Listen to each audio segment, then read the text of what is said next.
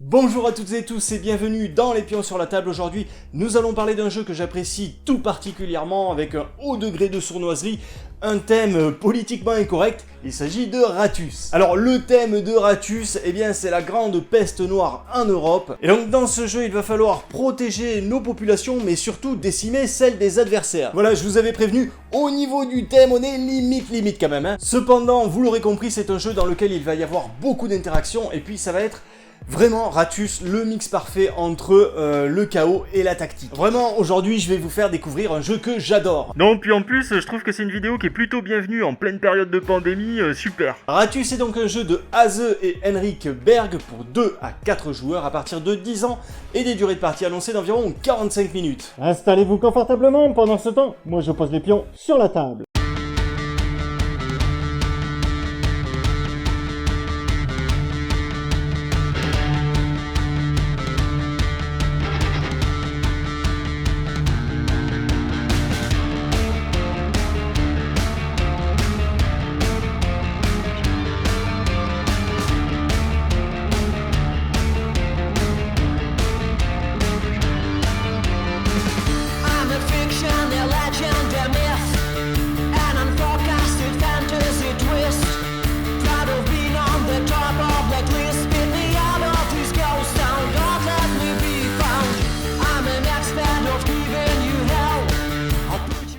Alors voilà, Ratus est installé, et alors, on verra les éléments de jeu précisément tout à l'heure, mais déjà, ce qu'on peut dire, c'est que la carte sur le plateau de jeu est magnifique. Voilà, moi j'aime bien ce genre de carte marron, ancienne. C'est pas non plus, hyper détaillé, mais c'est beau. Alors moi, malheureusement, ma carte, elle est un petit peu gondolée. Il me semble qu'elle était comme ça dès l'achat, hein. C'est dommage parce que il me semble bien que le jeu, je l'avais acheté neuf en plus, donc c'est vraiment dommage.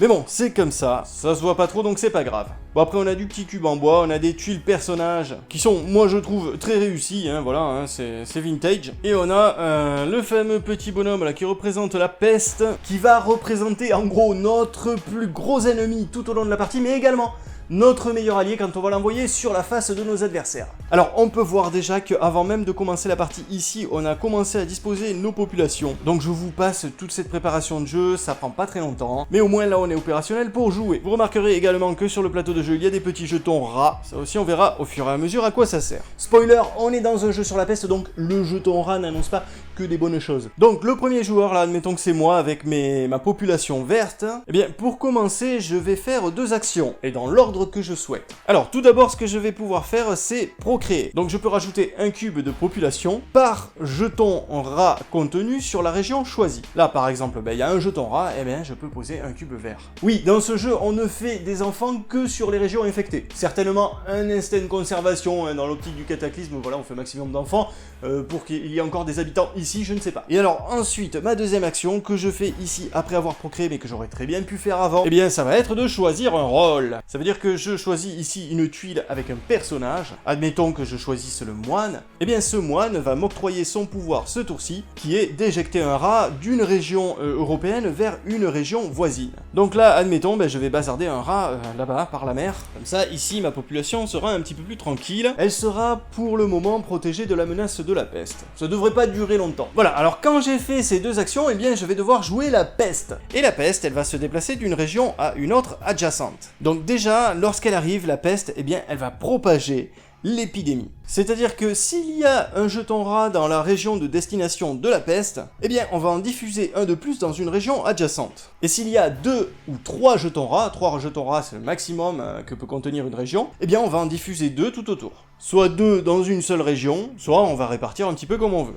Donc, une fois qu'on a diffusé la peste, eh bien, on va dévoiler ici le jeton rat, sur lequel se trouve le fameux pion de peste. Et là c'est gros suspense, en général c'est là qu'on a les fesses qui font bravo, parce que c'est ici qu'on va savoir s'il reste des gens en vie à la fin du tour de jeu. Donc les jetons, je les retourne dans l'ordre que je souhaite. Et alors ici par exemple, voilà, on voit 4 et plus. Alors c'est ça le plus important pour le moment, parce que ça signifie que la peste ne se déclenche qu'à partir du moment où il y a 4 et plus de cubes de population sur cette région. Donc là, ce jeton-là, tout simplement, on va l'ignorer. Pour l'instant, il n'y a pas assez de cubes de population ici. Par contre, sur le deuxième jeton, eh bien, on nous indique 2 et plus. Donc là, la limite est franchie. La peste va se déclencher. Mais alors, qui va-t-elle toucher? Eh bien, on le voit là, en dessous, il y a les icônes des corps de métier dans la population qui vont être affectés par la maladie. Donc ici, eh bien, on voit qu'il y a un petit bouclier de chevalier, on voit qu'il y a une pièce de marchand, et on voit qu'il y a du blé qui représente les paysans. Heureusement, pour le joueur bleu, il n'a pas encore joué ce tour-ci, et donc il n'est représenté par aucun corps de métier sur cette région. En gros, il n'a encore choisi aucune tuile de rôle. Alors ensuite, on va dire que le second joueur, voilà, c'est le joueur jaune. Eh bien lui, il va choisir comme rôle le paysan. Et le rôle du paysan, en fait, permet de procréer un petit peu plus que d'habitude. C'est-à-dire qu'au lieu de poser autant de cubes que de jetons rats contenus sur une région, eh bien on en rajoute un. Et avoir beaucoup de population d'Aratus, c'est très important. Alors ensuite, je vais également là déplacer le pion de la peste. Donc une fois que ce dernier sera arrivé, eh bien il va diffuser l'épidémie comme tout à l'heure. S'il y a de la population dans la région de destination du pion de peste, eh bien on va déclencher l'épidémie là à nouveau et on va vérifier s'il y a des gens qui meurent ou pas. Alors ensuite, le tour du joueur rouge, eh bien ce dernier, il va peut-être choisir le rôle du marchand. Alors le rôle du marchand, c'est de pouvoir déplacer jusqu'à 3 cubes de population d'une région à une autre. Donc là, admettons, il se dit que c'est un petit peu plus safe en Italie et donc il traverse la frontière. Bon, lui, à son tour, il va déplacer bien entendu la peste. On va diffuser du jeton rat s'il y a diffusé du jeton rat. On va déclencher la peste sur la région de destination si jamais il y a de la population sur place. Donc là, visiblement, il n'y a pas assez de population contenue ici, puisque ça se déclenche sur du 5 et plus. Et sur le second jeton, on n'a pas les professions concernées qui sont présentes dans la région, puisque là ça vise les rois, les moines et les sorcières.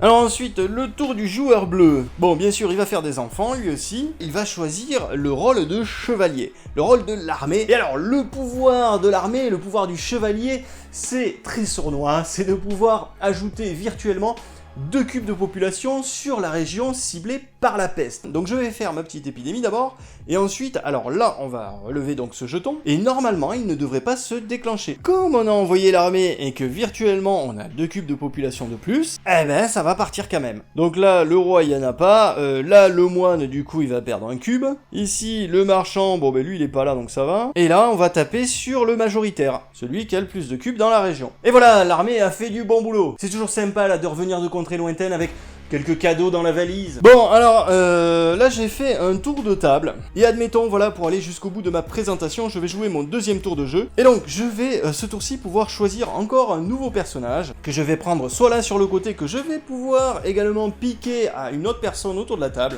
Et donc, vous allez comprendre, là, l'utilité de collectionner les rôles, puisque, ici, je vais pouvoir enchaîner 2 rôles d'affilée. Hein, celui du moine, que j'ai conservé devant moi pendant un tour de jeu, mais également celui du roi, là, que je viens de m'approprier. Alors le rôle du roi, il est très cool parce que ça me permet de mettre un cube de population à l'abri, on ne pourra plus jamais le toucher puisque il va aller se cacher dans le château. Donc je sais que j'aurai au moins un point de victoire en fin de partie. Alors faut savoir une chose par rapport au rôle du roi, c'est qu'on ne peut mettre quelqu'un à l'abri que si, sur la région d'origine du cube de population, il n'y a pas de rat. Et du coup, là, vous comprenez l'importance du combo moine-roi ou marchand-roi. C'est-à-dire nettoyer la région des rats ou déplacer nos cubes de population vers une région saine pour pouvoir aller au château. Alors, il existe un dernier rôle que je vous ai pas présenté encore dans cette vidéo, qui est celui de la sorcière, qui permet de prendre connaissance de 2 jetons rats avant même de les dévoiler lors d'une épidémie de peste, et donc d'inverser la position de ces 2 jetons sur le plateau de jeu. On va continuer comme ça à jouer, à se déployer sur le plateau de jeu, à déployer de la population,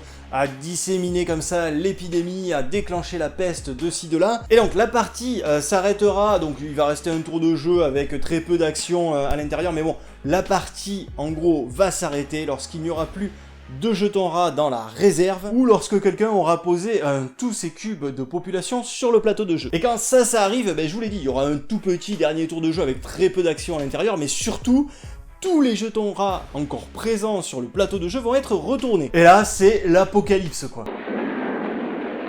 J'avais encore jamais vu crever autant de monde.